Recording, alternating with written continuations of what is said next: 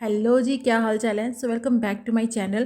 तो आज मैं आपको एक जापानीज़ मूवी एक्सप्लेन करने वाली हूँ जिसका नाम है फॉरगेट मी नॉट। तो अगर आप मेरे चैनल पे नए हैं, चैनल को सब्सक्राइब नहीं किया है तो जल्दी से चैनल को सब्सक्राइब कीजिए। तो चलिए चलते हैं अपने एक्सप्लेनेशन की ओर।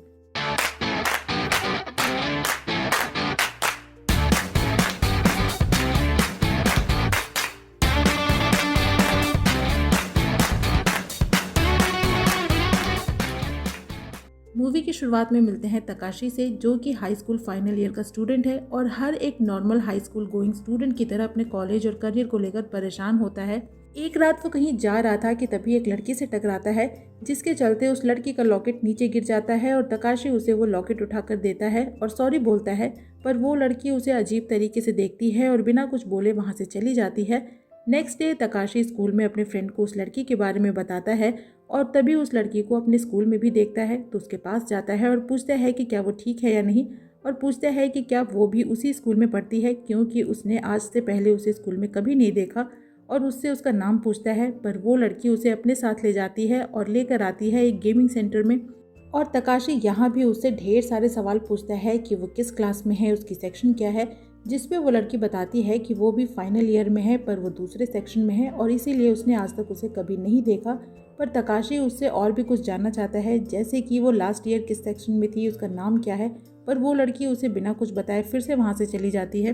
अगले दिन से तकाशी के स्कूल की गर्मियों की छुट्टियां चालू हो जाती हैं, पर हमारी ही तरह उनके कोचिंग्स भी खुले थे और तकाशी अपने कोचिंग सेंटर के बाहर भी उस लड़की से मिलता है। और जब वो देखती है कि तकाशी उसे पहचानता है तो खुश होती है और लेकर आती है अपनी फेवरेट जगह पे, जहाँ से पूरा शहर साफ दिखता है। और तकाशी फिर से उससे उसका नाम पूछता है, जिसपे वो लड़की बोलती है कि अगर उसने उसे अपना नाम बताया तो उसे भी प्रॉमिस करना होगा कि वो उसका नाम कभी नहीं भूलेगा, जिसपे तकाशी हाँ बोलता है। और वो लड़की अपना नाम अर्जुसा बताती है और तकाशी बोलता है कि ऐसे किसी नाम वाली लड़की पहले कभी उसके क्लास में नहीं थी, तो हो सकता है कि वो शुरू से ही दूसरे सेक्शन में रही हो। फिर वो उसे अपने फ्रेंड के रेस्टोरेंट में लाता है, पर उससे पहले अपने दोस्त को उसके लिए उसके रेस्टोरेंट का स्पेशल डिश बनाने को बोलता है।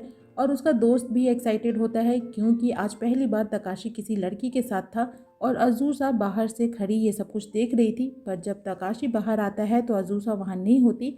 नेक्स्ट डे तकाशी को उसकी एक फ्रेंड कनाई के साथ एक रेस्टोरेंट में देखते हैं। दोनों थोड़ी देर कुछ बातें करते हैं और कनाई उसे कुछ बताना चाहती है पर नर्वस होती है और वॉशरूम जाने का बोलकर वहां से जाती है। और तभी अजूसा वहां आती है, जिसे देखकर तकाशी सरप्राइज होता है। पर अजूसा उसे पिछली रात के लिए सॉरी बोलती है और कहती है कि आगे से वो फिर कभी ऐसा नहीं करेगी, लेकिन जैसे ही कनाई को आता देखती है वहां से चली जाती है। और तकाशी कनाई के आने के बाद उसे सॉरी बोलकर अजूसा के पीछे जाता है और अजूसा उसे कनाई के बारे में पूछती है कि वो कौन है, जिस पे वो उसे बताता है कि कनाई अभी उसके यानी अजूसा के ही सेक्शन में है और लास्ट ईयर वो उसके सेक्शन में थी और तब से दोनों दोस्त हैं। और अजूसा से उसका कॉन्टैक्ट नंबर मांगता है, पर अजूसा के पास सेलफोन नहीं होता। और जब तकाशी उसे उसके घर तक छोड़ने के लिए बोलता है तो वो उसके लिए भी मना करती है, जिसपे तकाशी बोलता है कि वो ना तो उसे अपने घर का एड्रेस बता रही है और ना ही कॉन्टैक्ट नंबर दे रही है, तो वो फिर से उससे कैसे मिलेगा। जिसपे अजूसा बोलती है कि अगर उनको मिलना लिखा होगा तो वो फिर से ज़रूर मिलेंगे और उसके गालों पे किस करके जाने लगती है। तो तकाशी शाय फील करता है और नेक्स्ट डे उसे सुबह 10 बजे कैंपिंग साइट पे मिलने के लिए बुलाता है। आज अजूसा खुश होती है और जैसे ही अपने घर आती है उतनी ही उदास हो जाती है, खास करके अपने फादर को देखकर, जो उसे किसी अजनबी की तरह देखते हैं। नेक्स्ट डे तकाशी अपने दोस्तों के साथ कैंपिंग कर रहा था और जब अजूसा वहां आती है तो सब उसे अजीब तरीके से घूरते हैं और कनाई तकाशी को उसे इंट्रोड्यूस करने को बोलती है।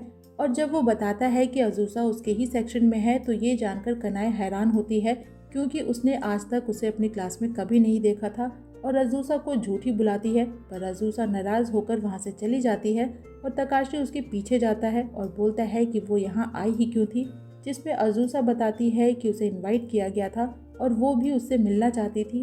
पर तकाशी को कुछ समझ ही नहीं आता कि उसे कैंपिंग के लिए इनवाइट किसने किया था। पर अजूसा बोलती है कि अगर उसने उसे अपने बारे में कुछ भी बताया तो वो उस पर विश्वास नहीं करेगा, लेकिन तकाशी बोलता है कि वो उसका विश्वास ज़रूर करेगा।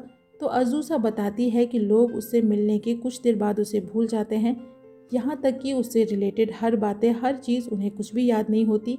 ये सब कुछ उसके साथ पिछले साल के एंड से शुरू हुआ।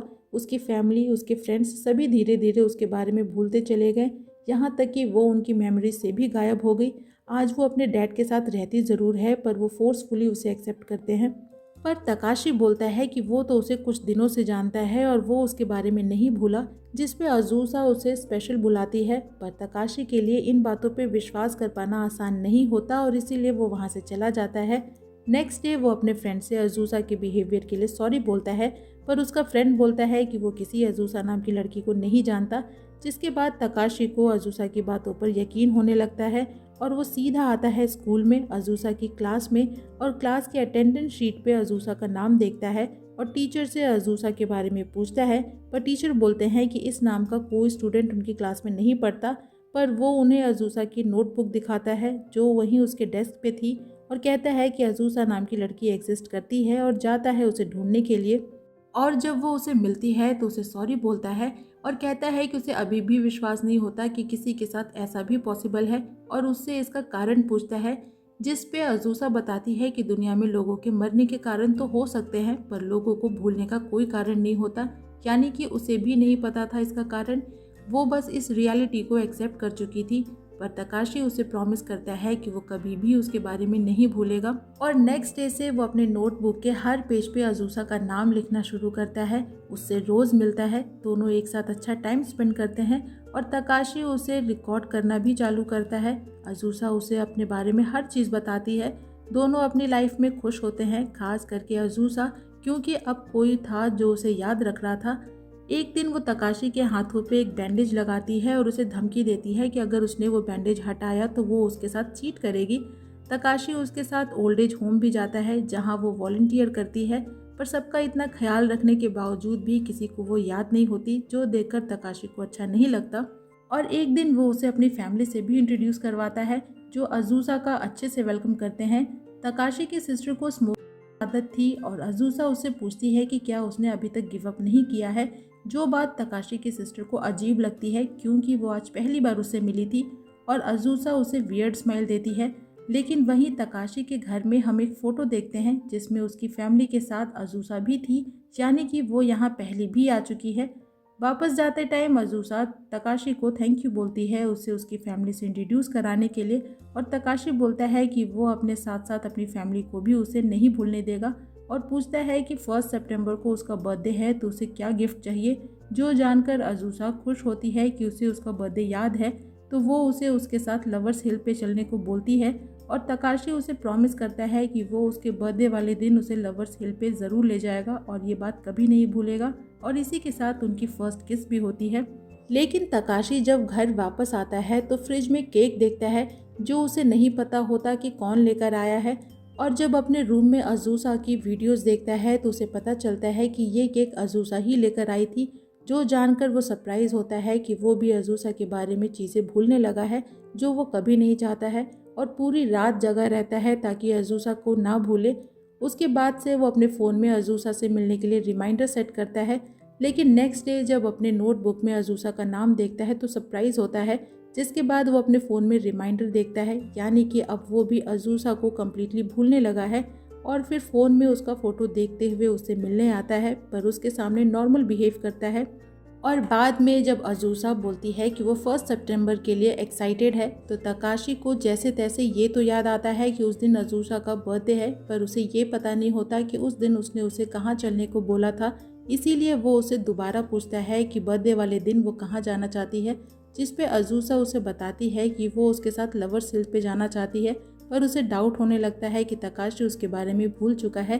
तो एक दिन वो तकाशी से मिलने उसके घर आती है जहां तकाशी की सिस्टर उसे नहीं पहचानती और उसे तकाशी का वेट करने को बोलती है क्योंकि वो घर में नहीं था। वहीं तकाशी को देखते हैं कनाए के साथ, जो उसे बताती है कि वो उसे लाइक करती है, पर तकाशी उसे सॉरी बोलता है, जिस पे कनाए उससे पूछती है कि तो क्या वो सच में किसी और को लाइक करता है और उससे उस लड़की के बारे में पूछती है, पर तकाशी के पास कोई रिप्लाई नहीं होता। इधर अज़ूसा तकाशी के रूम में आती है और देखती है कि उसने अपने रूम में हर तरफ उसकी फ़ोटो लगा रखी है नोट्स के साथ कि अज़ूसा उसकी लाइफ की एक इम्पॉर्टेंट पर्सन है। उसने उसे प्रॉमिस किया है कि वो उसे कभी नहीं भूलेगा, उसे अपने हाथों से बैंडेज कभी नहीं हटानी है, उसका बर्थडे कब है, दोनों कहाँ कहाँ गए, क्या क्या किया, हर चीज़, ताकि वो कभी भी उसके बारे में ना भूले। जो देखकर अज़ूसा बस रोती रहती है, क्योंकि फाइनली तकाशी भी उसे भूल चुका है। नेक्स्ट सीन में जब तकाशी अपने रूम में आता है तो उसके रूम में अज़ूसा से रिलेटेड कोई फोटोज़, कोई नोट्स नहीं होते, क्योंकि अज़ूसा ने उन्हें निकाल दिया था। और तकाशी अपने हाथों से वो बैंडेज भी निकाल कर फेंक देता है और उसके बाद से एक नॉर्मल लाइफ जीने लगता है, जैसे कि वो कभी किसी से मिला ही ना हो। फिर स्कूल की छुट्टियां भी ख़त्म हो जाती हैं और एक दिन तकाशी से उसका फ्रेंड उनके लास्ट ईयर की ग्रुप फ़ोटो मांगता है और तकाशी बताता है कि वो उसके सिस्टम में है तो वो उसे कल देगा। और जब घर आकर अपने सिस्टम को चेक करता है तो उसमें अज़ूसा नाम से बहुत सारे फ़ोल्डर्स देखता है और जब उन फोल्डर्स को ओपन करता है तो उसमें बहुत सारी वीडियोज़ होती हैं उसकी और अज़ूसा की, वो भी लास्ट ईयर की, यानी कि वो दोनों एक दूसरे को लास्ट ईयर से जानते थे। और फिर तकाशी उसके बारे में भूल गया, क्योंकि उन वीडियोस में हम देखते हैं कि तकाशी ने उसे लास्ट ईयर भी अपने फ्रेंड्स और फैमिली से इंट्रोड्यूस किया था और दोनों एक दूसरे को 2 महीने से डेट कर रहे थे और सेम कॉलेज में जाना चाहते थे। और उसे पता चलता है कि 1 सितंबर को उसका बर्थडे है और लास्ट ईयर उसके बर्थडे पे वो लोग लवर्स हिल पे गए थे, जहाँ उसने उसे एक लॉकेट गिफ्ट किया था जो अज़ूसा हमेशा पहने रहती है। और तभी उसके फ़ोन का रिमाइंडर बजता है और उसे पता चलता है कि आज अज़ूसा का बर्थडे है, जिसके बाद वो तुरंत वहाँ से जाता है उससे मिलने के लिए। वहीं अज़ूसा को देखते हैं जो अकेली ही आई होती है लवर्स हिल पे। अज़ूसा को दुनिया में सभी भूल चुके हैं और इस रियलिटी को वो एक्सेप्ट कर चुकी है, बस एक तकाशी ही है जिससे वो नहीं चाहती कि वो उसके बारे में भूल जाए और इसीलिए वो हमेशा अपनी याद उसे दिलाती रहती है और इसके लिए वो हर पेन को बर्दाश्त करती है जो उसे तकाशी को बार बार अपने बारे में बताने पे मिलती है। वो तकाशी जो उससे प्यार करता था पर एक दिन अचानक से उसके बारे में सब कुछ भूल गया और नेक्स्ट डे वो उसके सामने एक अजनबी की तरह जाती है और अपना नाम बताती है, वो भी एक स्माइल के साथ। वहीं तकाशी पूरे रास्ते अज़ूसा का नाम लेते हुए लवर्स हिल पे आता है ताकि वो उसका नाम ना भूले और वहाँ अज़ूसा को हर जगह ढूंढता है पर वो उसे नहीं मिलती। हालांकि वो वहीं पे होती है पर उसके सामने नहीं आती। पर तकाशी पूरे टाइम वहीं बैठा रहता है और सिर्फ अज़ूसा का नाम लेता रहता है। धीरे धीरे शाम हो जाती है और तभी अज़ूसा उसके पास आती है और प्रिटेंड करती है कि वो अज़ूसा नहीं है और कहती है कि उसे अज़ूसा ने वहाँ भेजा है ये बताने के लिए कि अब वो उससे मिलने नहीं आ सकती और उसे थैंक यू बोला है अब तक की मेमोरीज़ के लिए। पर तकाशी जो अज़ूसा को सामने देखकर भी उसे नहीं पहचान रहा था, उससे रिक्वेस्ट करता है कि वो बस एक बार उसे अज़ूसा से मिलने दे, उसे उससे ज़रूरी बात करनी है। उसने उसे प्रॉमिस किया था कि वो उसे कभी नहीं भूलेगा, पर वो अपना प्रॉमिस पूरा नहीं कर पाया और उसे भूल गया और ऐसा करके उसने अज़ूसा को हर्ट किया है, तो वो बस एक बार उसे उससे मिलने दे। पर अज़ूसा उसे सॉरी बोलकर वहाँ से चली जाती है और तकाशी पूरे रात अज़ूसा का नाम लेता हुआ वहीं बैठा रहता है और तभी उसका फ़ोन नीचे गिरता है जिससे कि उसका कवर रिमूव हो जाता है और तकाशी देखता है कि उसने अपने फ़ोन के बैक कवर पे अपनी और अज़ूसा की फ़ोटो लगाई है और वो पहचान जाता है कि जो लड़की अभी उससे मिलने आई थी वही अज़ूसा थी। जिसके बाद वो उसे ढूंढने निकलता है और अफसोस करता है कि अज़ूसा उसके सामने होते हुए भी वो उसे पहचान नहीं पाया और बस पागलों की तरह रोता और उसका नाम चिल्लाता हुआ रोड पर भागता जाता है। पर अज़ूसा उसे नहीं मिलती और इस सीन में आप तकाशी के पेन को फील कर सकते हो जो उसे अज़ूसा के लिए हो रही होगी। और इसी के साथ ये मूवी यहीं पे ख़त्म हो जाती है। तो इस मूवी की एक्सप्लेनेशन यहीं पे होती है ख़त्म। आपको मूवी कैसी लगी कमेंट सेक्शन में ज़रूर बताइएगा। वीडियो अच्छे लगे तो वीडियो को लाइक कीजिएगा, फ्रेंड्स के साथ शेयर कीजिएगा और मुझे इनकरेज करने के लिए मेरे चैनल को ज़रूर सब्सक्राइब कीजिएगा। मैं आपसे मिलूंगी नेक्स्ट वीडियो में किसी नए मूवी या ड्रामा की एक्सप्लेनेशन के साथ। तब तक अपना खूब सारा ख्याल रखिए। सायोनारा।